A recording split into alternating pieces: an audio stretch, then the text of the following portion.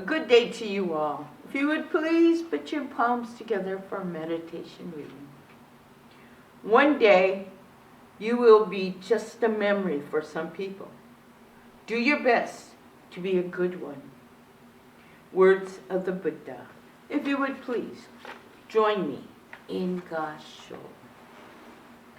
Namo Amida Butsu. Namo Amida Butsu. Namo Amida Butsu. Namo Amida Butsu. Namo Amida Butsu.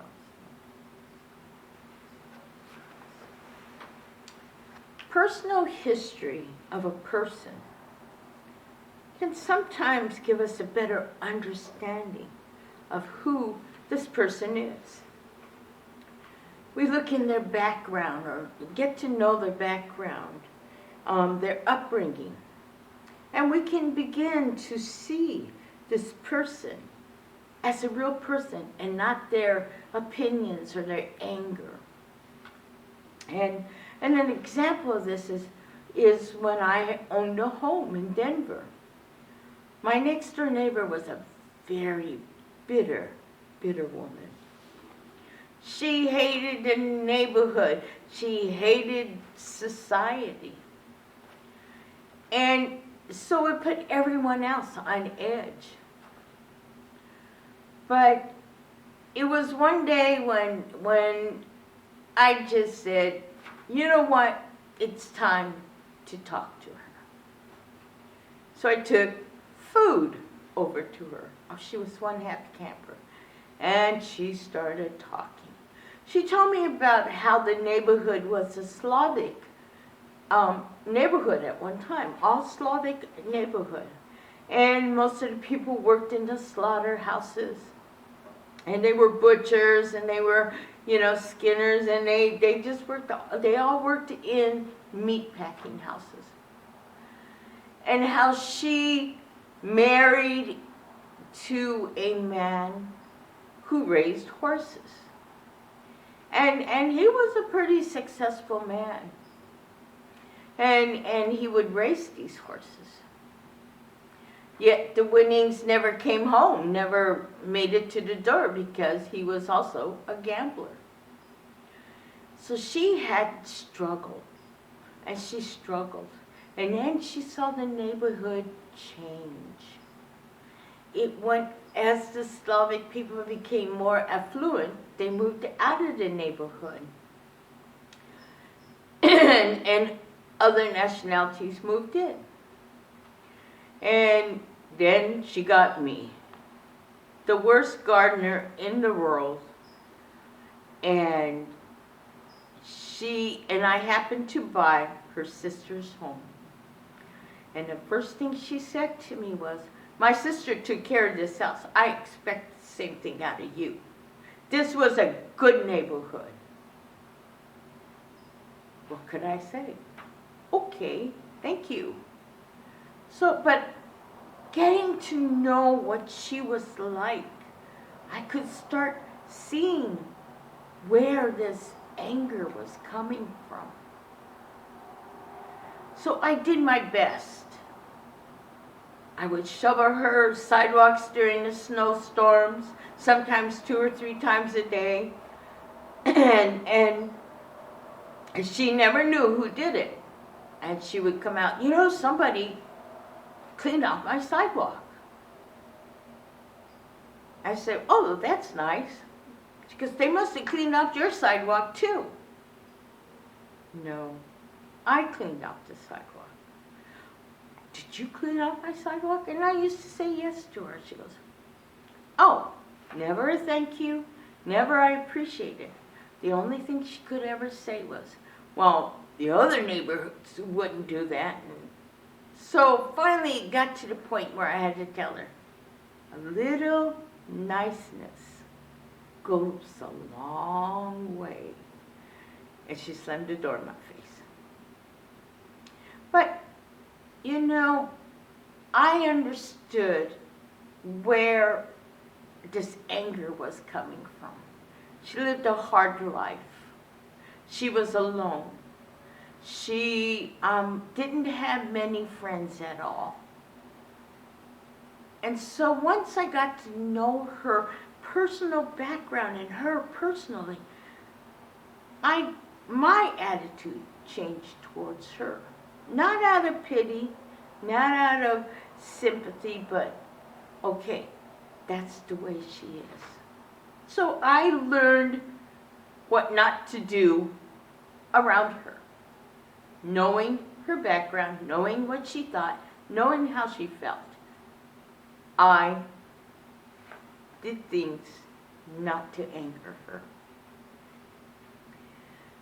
But, I got such a better understanding, better idea why and what may have been her bitterness against society, period.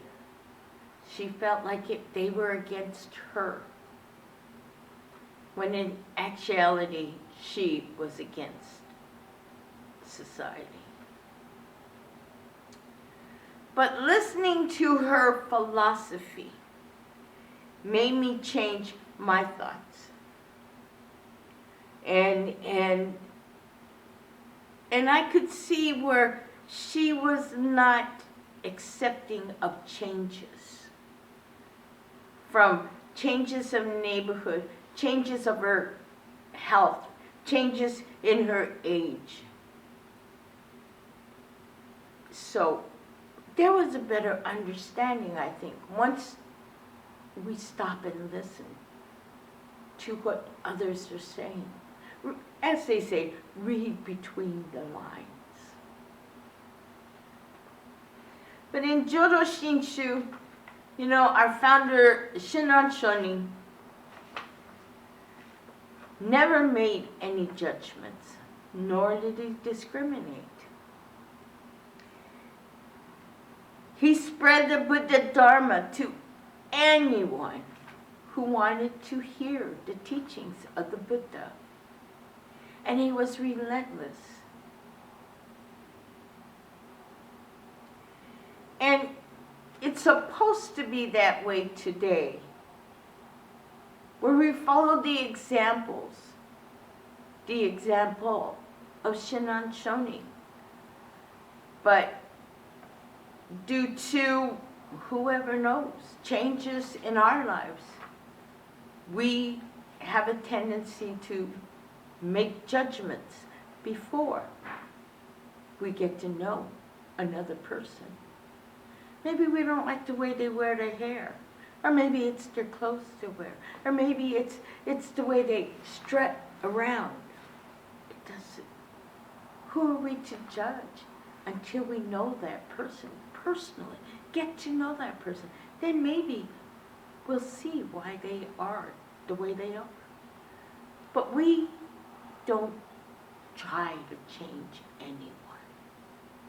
Change comes from within. Change comes from what they realize their true self is. Maybe that's where we come in to educate people. Not to pound into them the teachings of the Buddha, but being able to talk with someone, not talk to someone, but with someone, and truly listen to what they have to say.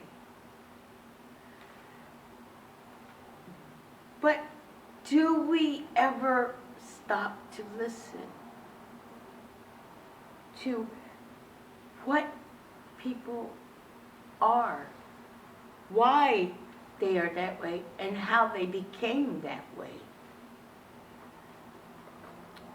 I've never learned that skill.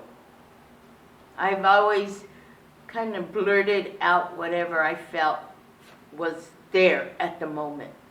Oh, and I used to get in trouble a lot. But my mother was very good. She used to just whisper, "Wait till you get home." Oh. And then she would ask me when I get home, "Why did you say that?" Well, I just had to say it. It was right there, and I just had to, I thought I was correct. I just had to correct the facts. We all have to learn to be tactful, or in psychological terms, it's called find our filters. And I'm still learning. I'm still learning I'm still learning to control my anger. So I don't blurt out something without thinking first. So it's through anger, it's through my ego really, that I think I can't hold back too much. And I had to learn to quiet that ego. So that one day I can speak, or I can think in a kinder and gentler way. As the Golden Chain tells us, to think pure and beautiful thoughts. To think pure and beautiful thoughts. To say pure and beautiful words. Because we have to remember, once we hurt someone, we can lose a great friend, and we can lose ourselves and our ego. So, if you would please, join me in Gasho. Namo Amida Butsu. Namo Amida Butsu. Namo Amida Butsu. Namo Amida Butsu. Namo Amida Butsu. Please like, share, and subscribe so you can be part of spreading the Buddha Dharma. Thank you very much.